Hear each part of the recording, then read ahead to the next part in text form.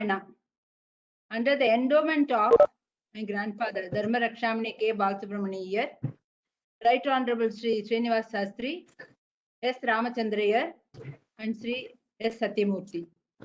In the past, we have had eminent scholars speaking on various subjects on Ramayana, and today we are happy to welcome Dr. Gowri, who will talk on the contemporary relevance of Ramayana. Dr. Gowri, illustrious granddaughter of the illustrious Kalki Krishnamurti, is a playwright, a theatre director, journalist, and formerly deputy editor of The Hindu. She has been the vocal accompanist to the legendary musician Srimati M.S. Amma. Dr. Gowri is a rare amalgam of aesthetic and scholarship. She is the founder and artistic director of Justice Repertory. Her multilingual and multi-genre theatre productions have been staged in the major cities of India, the US, the UK, and South Asia. By Vijay Tendulkar, Marathi, and short stories by her grandfather Kalki Krishnamurti. Recently, she has translated Kalki's biography in Tamil by author Sunda into English. She has authored children's books, a biography of her guru, M.S. Amma, and also Dark Horse and Other Plays, an anthology of her original plays in English. A warm welcome to you, Dr. Gowri. Dr. Ramnarayan is chairperson, Rukmini Devi Arundale Trust, Senior Associate Shruti Magazine for Performing Arts, and on the guest faculty of the Asian College of Journalism. Over to Dr. Gowri, who's going to talk to us about Ramayana. Thank you. Thank you very much for that introduction. Thank you for inviting me to be a part of this very eminent association. Idhula associate பண்ணிருக்கிறவாளோட பேரை சொன்னாலே நம்மளுக்கு கொஞ்சம் சிலிர்க்கிறது. When we remember all the greats, the great scholars, when scholarship was something that was so important to us, and the world recognized it as important. So I'm really happy to be here. Thank you for inviting me. And I may also tell you that since I am in the Assembly of Scholars here today, I don't think I should speak not that I can now, all my scholarship is all long gone. I wouldn't even attempt to speak in a scholarly manner. What I'm going to try and do is talk about my relationship with the Ramayana and how I have found it to be extremely relevant to our times. That is, every day I find it relevant. I don't think of it as a sacred book that should be read. You light a lamp and throw flowers before God and, chant prayers and you read the Ramayana. Yes, that is also important. It's not that I don't respect that and I do it myself. But that is not the way I look at the Ramayana now. Let's start at the beginning. How do people get introduced to the Ramayana if you're growing up in Chennai, in Tamil Nadu, or any place in India, in my generation? Okay. How do you learn? You learn because your grandmother tells you those stories, your grandfather, your uncle, people in the house, they tell you stories about Rama and Sita, and you are entranced when you listen to the stories of particularly the Kishkinda part of it, you really thrills you. And the second thing that you learn Ramayana is from proverbs and idioms that people in the house use. See, for us, Rama, Krishna, Sita, Hanuman, even Jambavan, all these people are part of our everyday life. And we keep referring to them as if they are members of our family and as if they are, part of our intimate circle of friends. So you grow up with the Ramayana as part of your life. You don't read it as a book as you would read, say, Shakespeare or, not even Kalidasa. This is something that is Mahabharata and Ramayana have become part of your lives. And the second thing is, in my generation, I grew up listening to Harikatha and Pravachanams. 40 days. And there was no question in those days of children saying, I want to do my own thing. I will stay at home. Wherever your parents went or your grandparents went, they took you with them, and you was expected to sit quiet and do whatever they asked you to do. So I remember listening to 40 days of Sengalipuram Anantarama Dikshitar, of course, Kalakshetra Sastri later, Kripananda Variyar, much before Anantarama Dikshitar. I grew up on Ramayana as narrated by Annasamy Bhagavatar from Tanjavur. Extraordinary musicians. All the musicians would come and gather. Samangudi Srinivas Iyer, Balasubramaniys Iyer, Alattur brothers, all the musicians of Madras would come and hear him, not only to listen to his stories, but also to listen to the songs that he sang. And after that, the musicians would also start singing songs after that session was over. And they would sing about Rama. They would sing the songs of Tyagaraja, or they would sing Arunachala Kavi. You know, this is how you grow up with Ramayana as part of your cultural life also.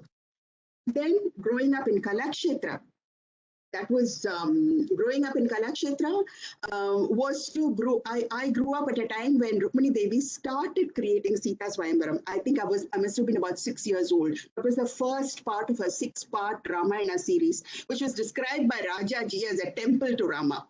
So Rukmini Devi built a temple to Rama through her 6 dance dramas, he said. And he was not a lover of the arts, or certainly not a lover of dance. So I watched all those annas and akkas who were walking around or cycling around or climbing trees with me. Suddenly, when the music began and when they started dancing, I saw them morphing into gods, you know. They just became, you know, Balagopal was just a boy teasing me outside. Suddenly, he became Hanuman, you know, and became larger than life.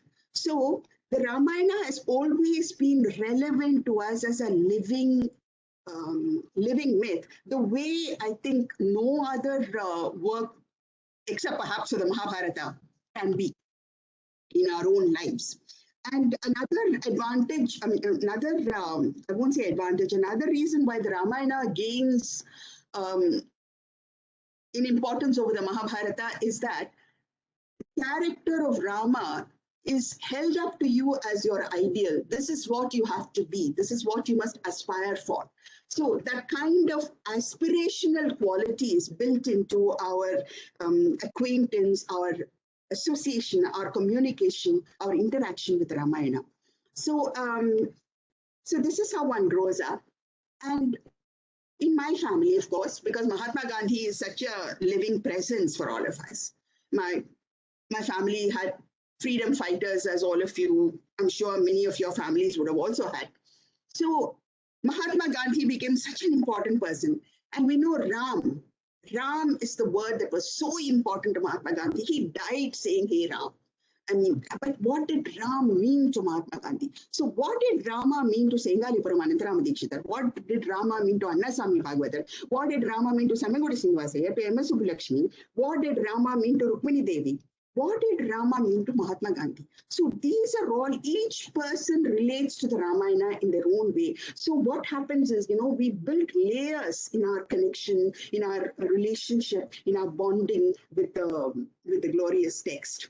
And I say glorious text because today, yes, I go and light a lamp and I say Rama, Rama, Rama, and I say Nama Ramayanam, like all of us do. That's a completely different thing altogether. That's a part of my personal life.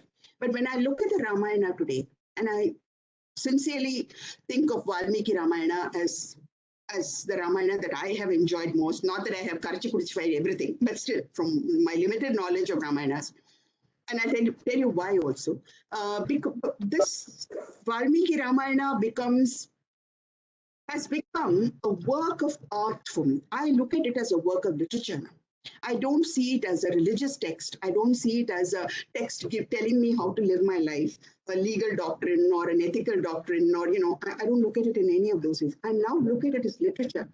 And when I look at it as literature, I gain everything else. Because today I've come to believe that more than anything else, any other source, it is literature which gives you your ethics, your moral values, your life's values. It cultivates your character, teaches you how to deal with the world. It teaches you how to understand other people, empathize with them, show compassion for them. And therefore, I understand why the Ramayana has such power over us, because we know that the Sthayi Bhava of Ramayana is Karuna. And it always surprised me when I learned that Karuna was the Sthayi Bhava. I always thought of it, if at all anyone had asked me, I would have probably said Veera or Adbhuta.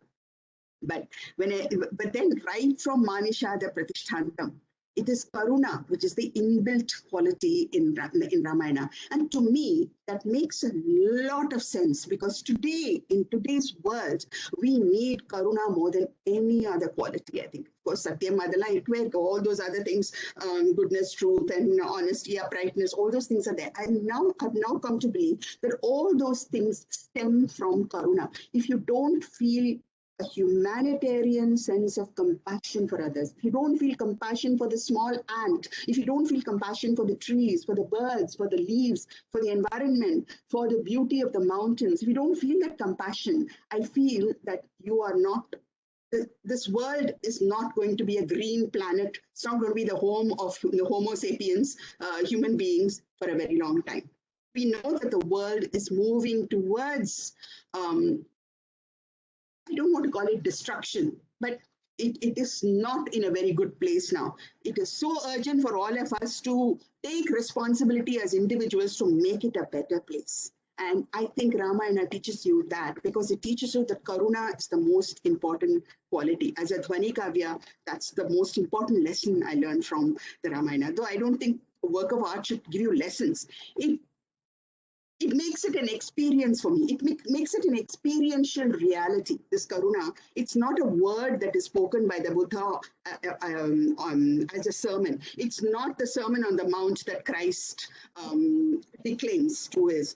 It is the story of a man, of a woman, and what they undergo in life and how they experience sorrows and how they feel compassion for others. So that is the quality that I prize most and consider most relevant in the Ramayana.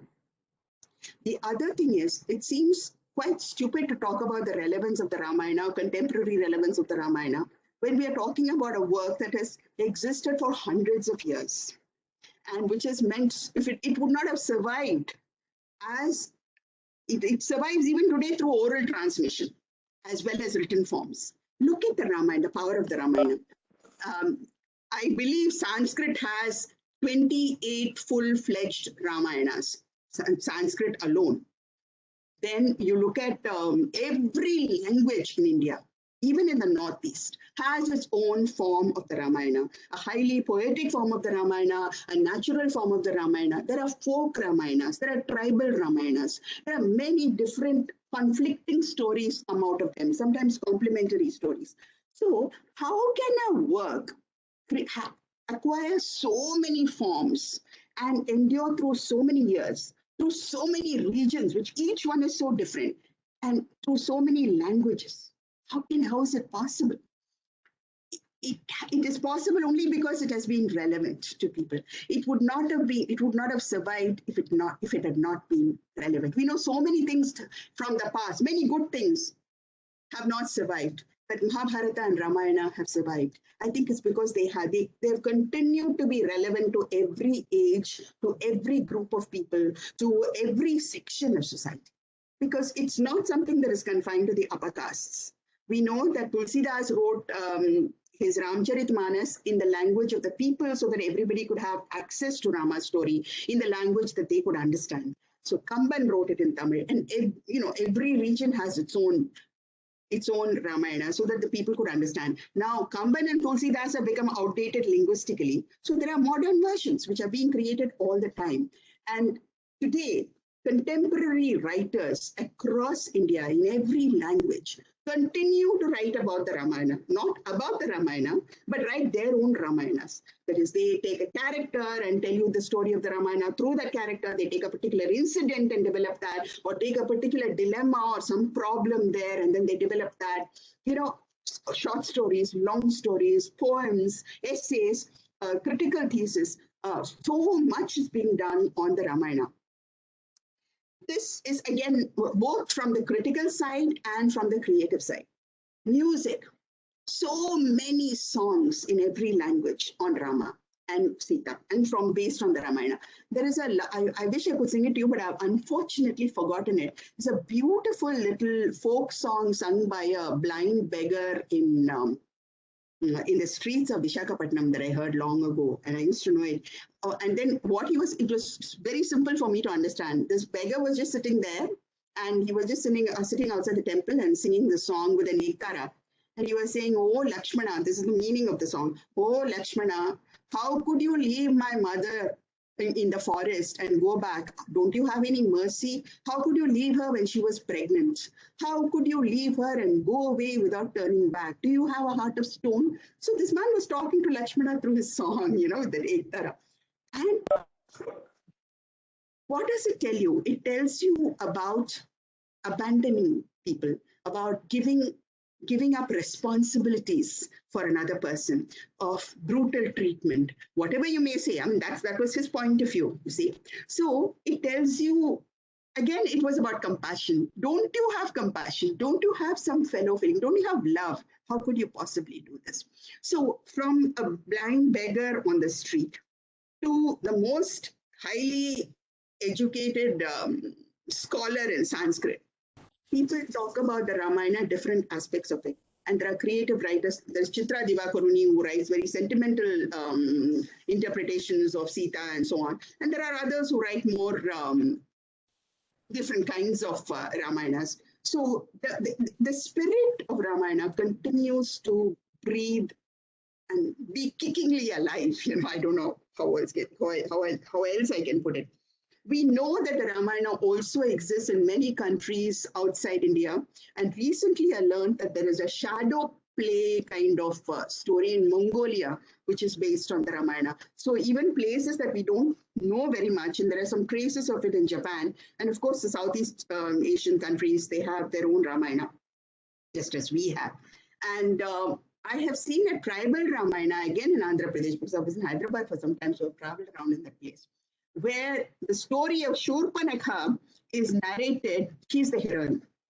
And that is narrated by the tribal people, saying that Rama was so brutal to her, even though she only loved him, and that she belonged to a matriarchal family. So there are different interpretations according to the different groups of people. So we cannot say that the only form of the Ramayana is the mainstream form of Ramayana that we know. To all the people who give us different versions of the Ramayana, their Ramayana is true to them. That is the most authentic version.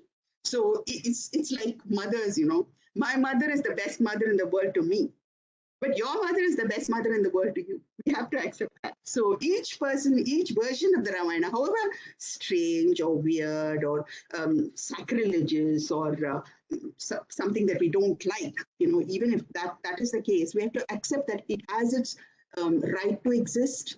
It is as authentic to the people who tell that story as it is for us who maybe tell a more mainstream story of the Ramayana.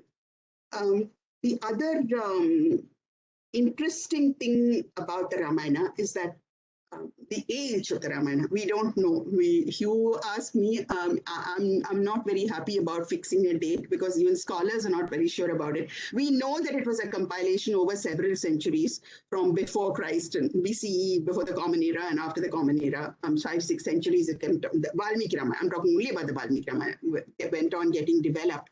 And so many additions and layers and interpretations and, interpolations, have gone on to it. But if you ask me, I would say that the Ramayana is a work in the Treta Yuga, and leave it at that, rather than get trapped into the time cycle. Though I think it's important for scholars to analyze it linguistically and tell us. The reason being that it is a timeless classic, and it keeps growing. How can you fix the time of a work which has not been written by a single person at a particular time? You can say, I wrote a particular play on such and such a day. January 2nd, Gowri Ramnarayan wrote this play. But how can you say that the Ramayana was written at such and such a time? It continues to be written. We are still writing the Ramayana. And the relevance of the Ramayana, really, if you ask me, would be that the Ramayana exists not in a book, but only in the retelling, in the telling and the retelling. So everyone who has written the Ramayana in Malayalam or Marathi or Bengali or whatever it may be, they have not written Valmiki's Ramayana word for word. They have created their own Ramayanas, and we are still creating our own Ramayanas. I'm going to end with my Ramayana, but before that, I have some other things to share with you today. It seems to me that I think it was Dr. Raghavan who said this, or I don't remember exactly, but these three phrases, they stay in my mind. Why is the Ramayana relevant? Why does it have the authority of a gospel that the gospel has for Christians, for Indians? These are the three phrases that I think it was Dr. Raghavan who said it first. Poetic beauty of Valmiki Ramayana, the emotional appeal of the Ramayana, and the moral grandeur of the Ramayana. Now, these three qualities rarely come together, and they come together so perfectly in the Ramayana. Poetic beauty, emotional appeal, moral grandeur. Think about it. Isn't that what every writer wants to achieve? Every writer in any part of the world at any time, that's all you want to achieve. Poetic beauty, moral grandeur. You want to write a book about ethics, and you want emotional appeal. Without that, there is no literature. Here is a perfect example, the Valmiki Ramayana.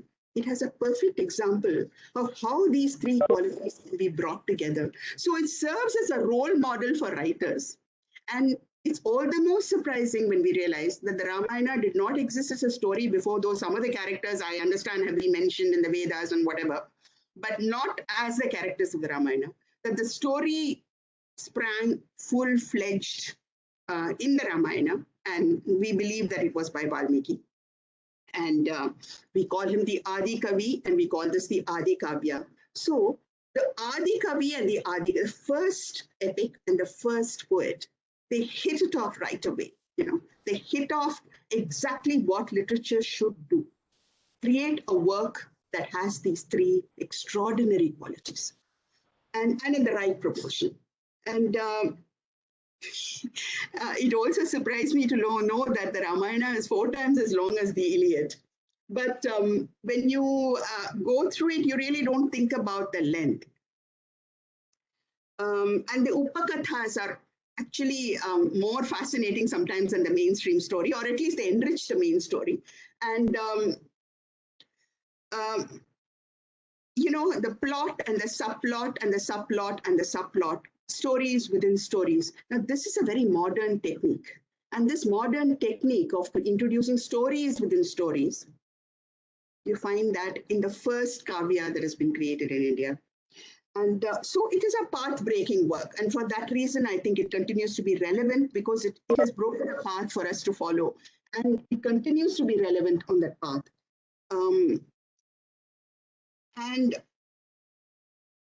one of the things, every great myth has an origin myth. We know about the Mahabharata. We know about the Western myths also. There is an origin myth for every single myth in the world, how it came into existence. We know that Manishada Pratishtantam, that was the first. In fact, I heard it when Vasudevacharya composed it. I was a little girl then, composed it, and it was sung for Rukmini Devi's Sita Swayamvaram. It began with that, but I think that section has been now cut off. This Manishada Pratishtantam, and I was so moved by the music. I didn't know what it meant at that time. Manishada Pratishtantam Agama Shashwati Samoha Yatrancha Mithunadekam Avadhi Kama Mohitam. That's how it went. I remember that as a child I heard it. That's why I think I remember it so well, with its mispronunciations, because that's how it was sung.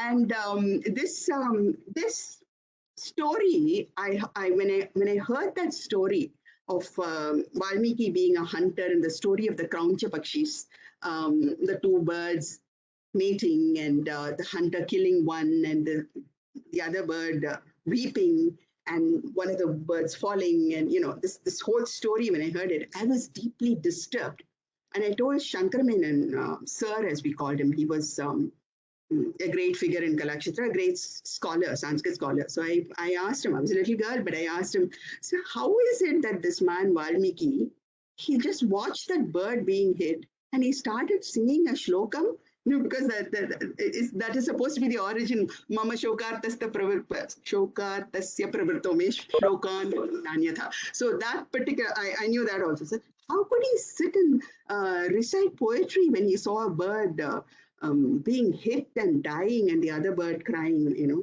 So he just looked at me and said, my little goose, do you want Valmiki to perform first aid?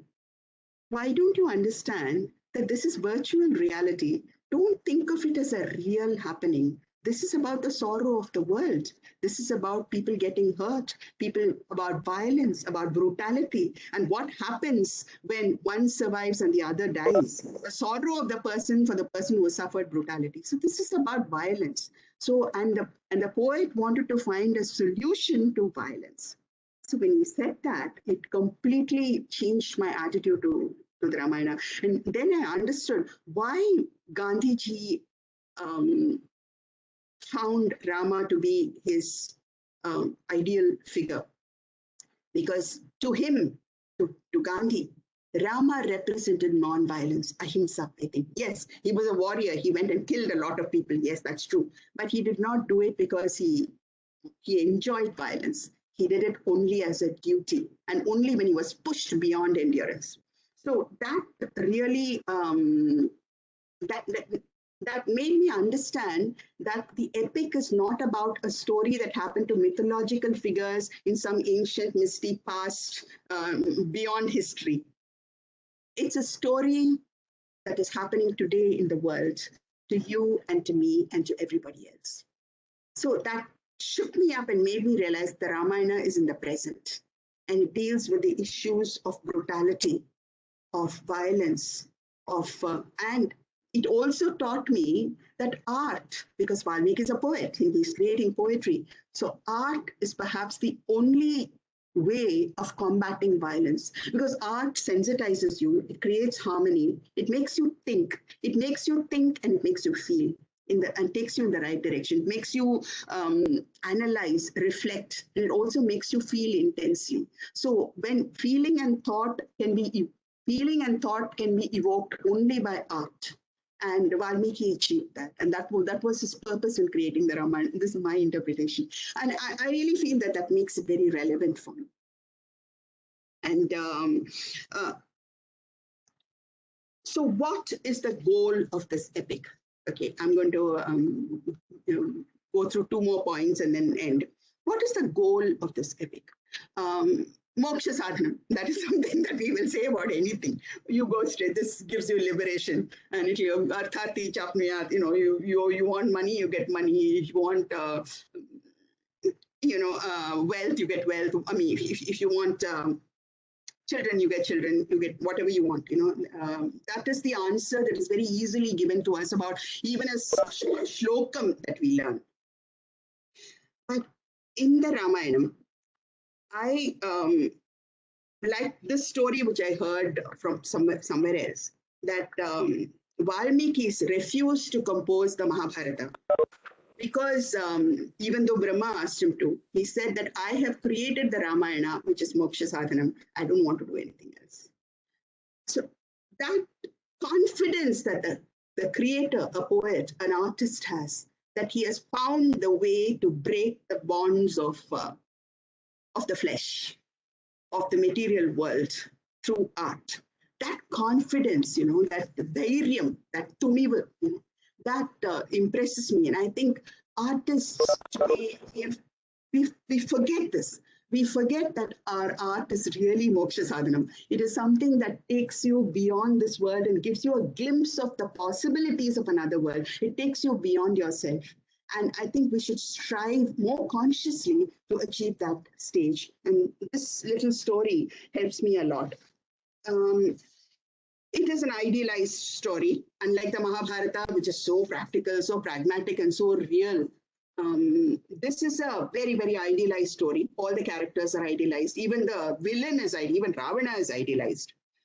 But the relevance comes from this idealization because it becomes part of our culture, our psychology, our character building. Ramayana focuses us towards those ideals which we do not find in life.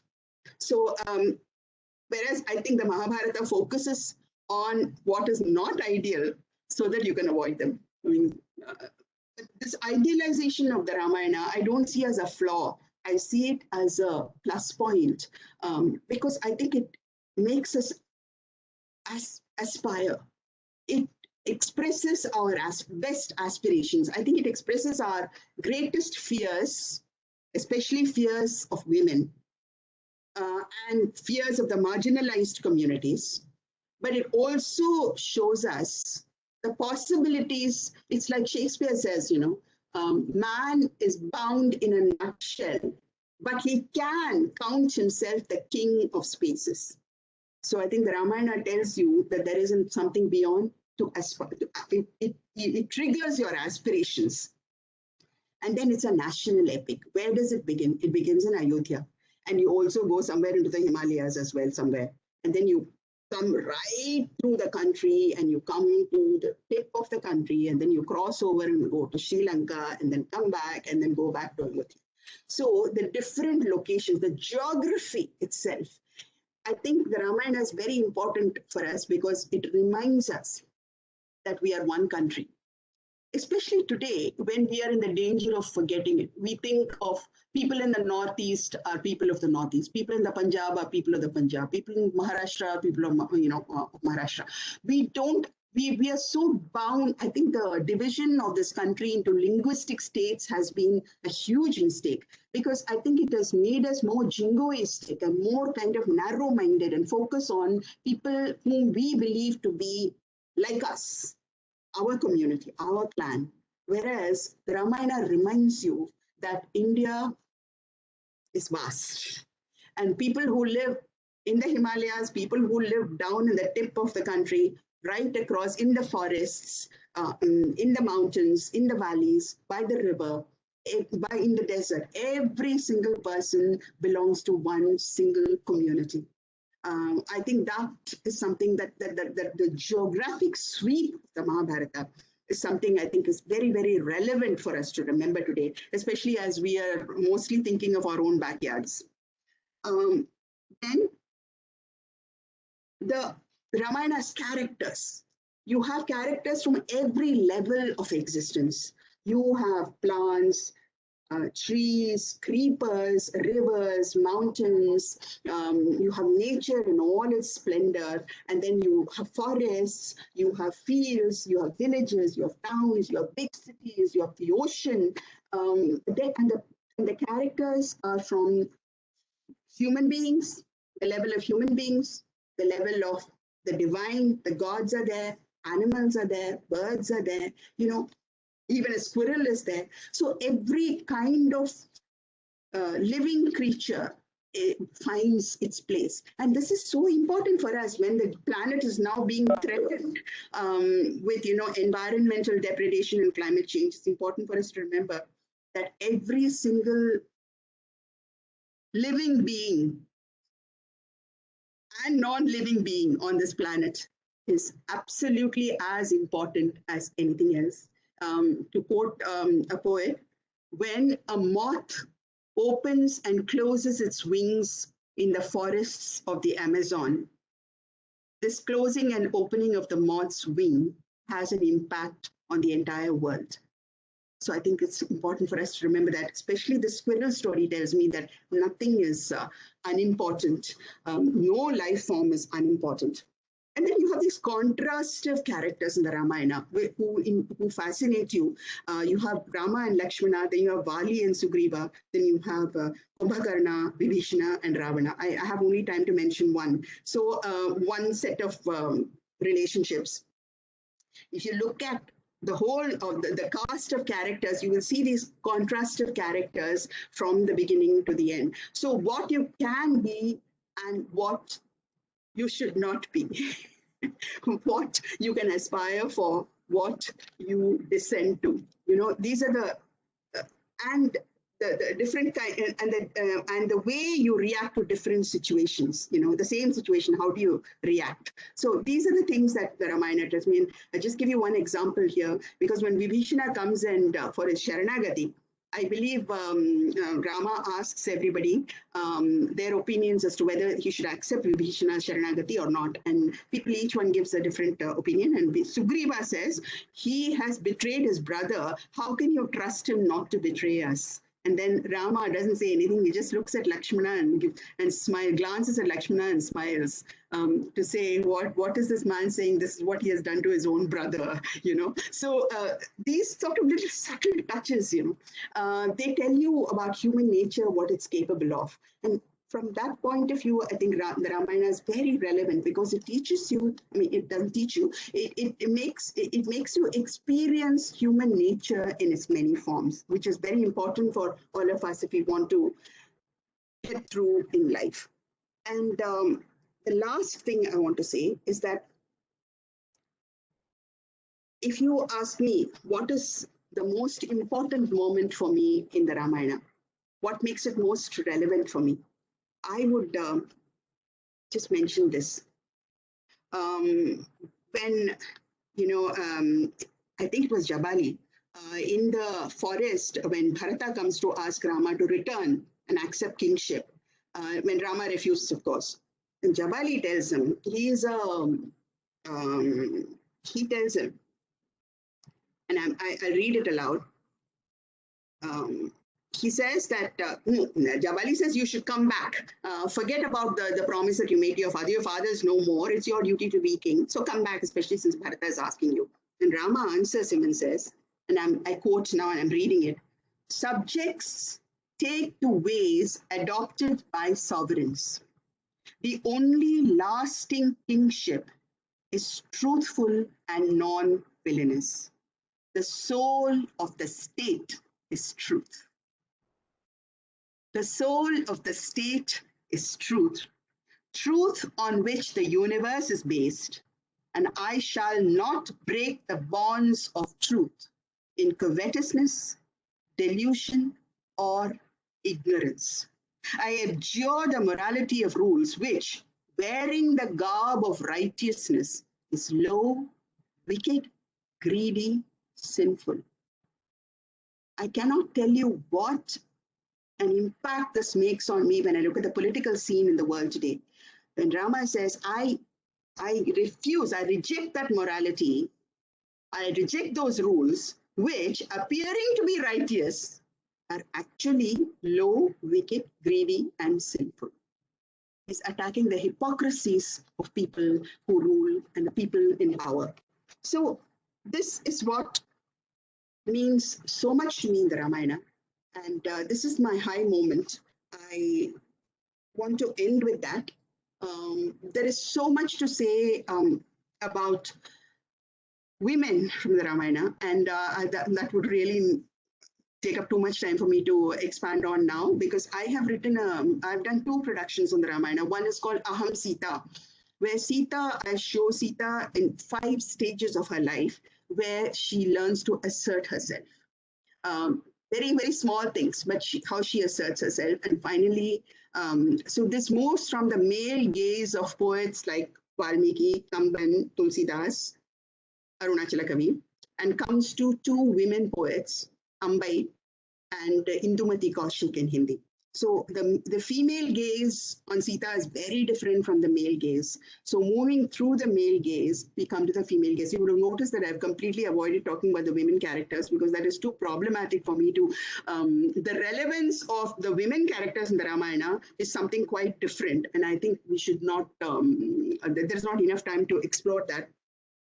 But I will end with by quoting Ambai's poem, which I really like very much. It's called Aatrai Kadakal. Aatrai Kadakal, Sita, at the end of, Sita in Ambai's story doesn't jump into the earth and disappear. She stands at the edge of a river and says, I'm going to cross the river. So this is what she says, and I'll end with that. Once again, there is a river. This is Sita speaking. And I'm reading it in English, not in Tamil, though Ambai wrote it in beautiful Tamil.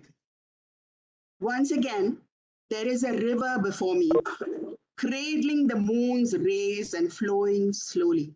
A clear river, an open river, a river that hides the fury that bursts and destroys trees, plants, shelters, lives. Which river is this? What does it matter which river it is? It is a river with banks on two sides. It is a river that shows me the other bank. And then she talks about, I am Sita, made up with words, bound in words, imprisoned in words. I am Sita, the authority creates. I am Sita, the state creates. I am Sita, brought up with words. Be this way, stand this way, think this way, sit this way, lie this way. Your Ayodhya is where Ram is. You go to the forest if he wants it. Your purity is for the fire to prove. You are Sita who bears only sons. I am you. All of you asking questions. I am the body of your questions. I shall cross the river to see the new world, to assume a new form, to create a new Rajya. So from Valmiki to Ambai, we have jumped through the centuries to arrive at a completely different sensibility, to find a completely different meaning, to find a completely different relevance in the Ramayana and in the characters of the Ramayana, in the ideas of the Ramayana, in the ideals of the Ramayana. And I think all of them are valid. And that's what makes our country exciting. And that's what makes the Ramayana an exciting book. It's evergreen. It's capable of being interpreted in a myriad ways, and it will be interpreted in a myriad ways in the future also. Thank you.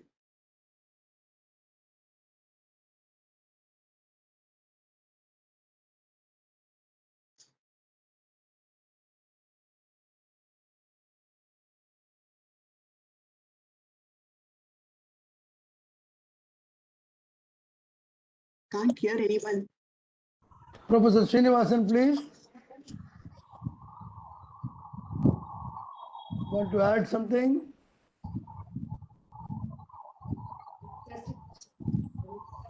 Dr. K.S., you want to add something before concluding? Hello, Kamesri ma'am.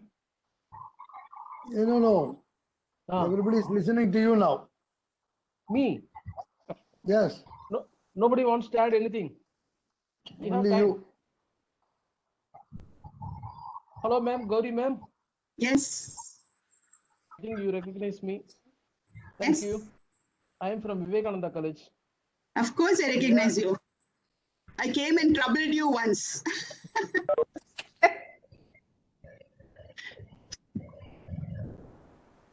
Okay, friends. Now we have listened to beautiful, what is called Ramayana. I should not say it as a talk. It is the Ramayana itself, bringing Ramayana to us from its yeary past, or rather early past. And the word Kushalava, Kusha and Lava, the sons of Rama, who brought Ramayana to the court of Rama, they have lent their name to the traditional bards of India. The Indian bards are called Kushilavas. The two names, one is Bharatas. We take Bharata as the beginning character of Ramayana, but Bharata has lent his name to the dancers.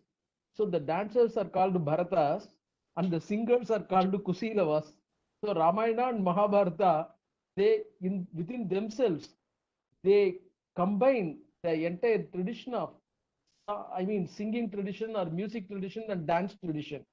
And the dancers and the musicians are named after the basic characters, Kusilavas and Bharatas. That is the important, not only importance, that is how we remember Ramayana and Mahabharata. That's how we carry on the tradition of Ramayana and Mahabharata. Not only that, Ramayana and Mahabharata are called the epics. The epic tradition. Ramayana, it is not what you don't have Samhita Pata, Patapata, and Vikriti Patas. That is the preservation. The efforts which are taken for preservation of Vedas. like that A, B, B, C, all those things, combinations, permutations and combinations. These are not there in Ramayana, but the epic tradition is when the bards present Ramayana and Mahabharata to a particular region or to a particular character or to a particular audience, they expand on the attitudes or expand on the stories or expand on the verses of that particular context. So Ramayana and Mahabharata becomes expanded versions. They are not just as written by Valmiki, as written by Vyasa, available to us. They are available in different expanded versions. So these expansions, available in some traditions and not available in another traditions, show how India also has evolved in different regions, in different countries, in different contexts, in different situations. He was referring to the women, I mean, just passing reference, I have not touched upon like that, but Sita becomes another way. We have got a concept of Pratasmaraniya. That is, whenever we get up in the morning, we have to remember certain things. That is, we have to think of our how we are going to make our present day. How, I mean, while going to bed, how we have made this day, and while getting up, how we have to make our going to make the day. Not only that, we have to remember some characters. Punya Sloko Nalo Raja, Punya Sloko Yudhishthiraha, Punya Slokacha Vaidehi. So Vaidehi is considered to be a Pratasmaraniya. That is, we have to remember her name. That's how Vaidehi's character has developed by Valmiki. It is not just Sita, it's not an incarnation of Lakshmi, because Nala, Yudhishthira, and all these things, as characters develop, they have to give the self-confidence as she has collected. Because one of the important points which I like very much, her conversation with Sankaramayanan. That is, how can Valmiki be so insensitive when a particular word has been hit? Shokaha Shlokatvam Agataha. Maybe entirely it is a different context altogether. How the emotions, poetic emotions, are as has been spontaneous outburst of emotion. How that story, as Bhavabhuti, what is called Chunnadikyam, we know the famous story that Bhavabhuti Kalidasa interaction. Like that, that story also could have been a virtual story, virtual reality, to present how it has been. The story is what is called the emotions are what is called boiling in the mind, and they get burst forth. In order to present that, Valmiki might have presented it, but that is what is called a great character, Sankaramayanan. That character, that is the story is presented, that is the question is presented to him, and not only that, she remembers the answer given by him. That's more important. So remembers the answer and she has recollected. Thank you, ma'am. You have presented beautifully so many things that I don't want to present another lecture continuously, that is recollecting all the points. Thank you very much for making Ramayana, that is bringing Ramayana to us, how relevant it is, and that is the how that is the presenting Ramayana, that is that particular Sankaramayanan's answer. Sankaramayanan is not only he used to, I think I remember in the Hindus today's engagements, Brihadaranyaka Upanishad and all so many things, Sankaramayanan used to give regular lectures and they were referred to in today's engagement. Such an important character who is steeped in Indian tradition, culture, Upanishads, etc. And he presents how it has to be taken. Even in those days, he is taking it as a virtual reality. Now we are in the world of virtual reality, but he presenting it in those days. And then relating that particular answer to Rama's concept of, Gandhi's concept of Rama, and making Ramayana, as they say, as Gita is considered to be the book of wars, Ramayana also is a book of war.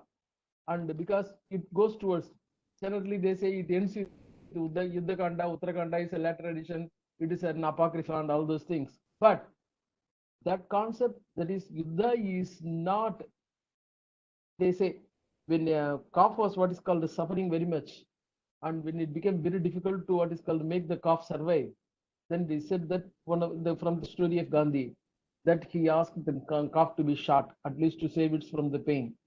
So how the non-violence is to be taken, how the non-violence is to be presented, how non-violence is facing up to violence, all these things, how it can be understood from the answer of the most traditional Sankaramayanan, and you have made it really relevant. That is, the Ramayana has been made really relevant, madam. Thank you very much for your accepting our invitation to speak on this Valmiki Day and Ramayana Day. Thank you very much. And I thank the endowment people. They are also people in Ramayana. We know K. Balasubramaniys Iyer, who has been honored with the title Dharma Rakshamani, Ramo Vigrahavan Dharmaha. This is how he is being presented by Vedanta Desika and others. Ramo Vigrahavan Dharmaha. Dharma Viratin Dhanvicha Tanvitanaha. Vedanta Desika's station is about Dasavadara Stotra. So that is, he is there. I mean, Dharma Samsthapan, the incarnations are for Dharma Samsthapanarthaya, and such an endowment and incarnation of Dharma, Purna Purusha, Maryada Purushottama, and all those things. And so Dharma Rakshamani, Balasubramaniys Iyer is presented, and we know V.S. Srinivas Sastri, Right Honorable, that is, he has given lecture on behalf of and under the auspices of Samskrita Academy on lectures of Ramayana, which has seen many editions, and that's also one of the mainstay of the academy.